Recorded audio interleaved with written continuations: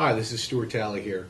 I'm the partner responsible for the wage and hour litigation at the firm, and I'm doing this video today to talk about a type of case that we have successfully litigated in the past on behalf of nurses and hospital staff. And it involves the failure of the hospitals to provide rest periods and meal breaks that are compliant with California law.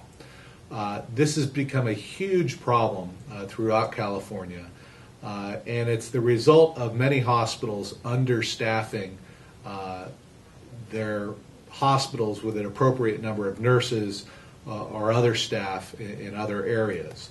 Now, in California, we have very strict laws on when nurses and hospital staff are required to have lunch breaks and rest periods. And in California, every employee is entitled to a half-hour lunch break. And that half hour has to be duty-free, uninterrupted. And that's a big problem that many hospitals have. Many hospitals will give nurses lunch breaks, but they're on call, or they're interrupted typically. Now, if you don't get a lunch break, you are entitled to an extra hours pay for that day that you didn't get your lunch break. So that's one issue.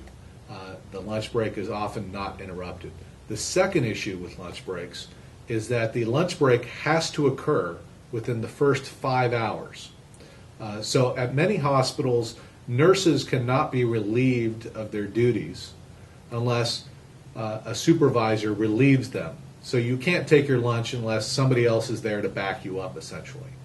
So what occurs often is nurses start their shift, and it's not until 6 or 7 hours into their shift before they're relieved for their lunch break. Now, we understand that can happen, but under California law, if it does, the worker is entitled to an extra hour's pay.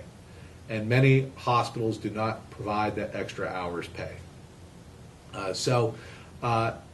Those are two issues with the lunch breaks.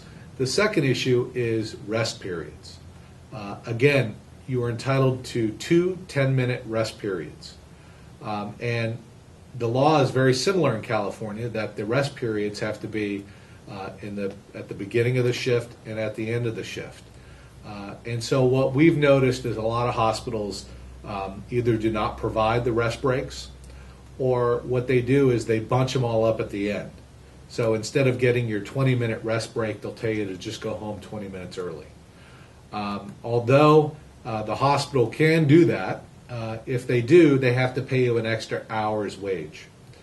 So if you work at a hospital and you have any issues with the rest breaks or meal periods, we'd be happy to evaluate your case and your situation. Many times, the amount at controversy in cases like this can be a lot. We had one case that where we represented hundreds of individuals at a hospital, and we had individuals who were receiving as much as $20,000 for these various meal periods and rest break violations. So if you have an issue, give us a call. You can reach us at the phone number on your screen, or you can contact us through our website.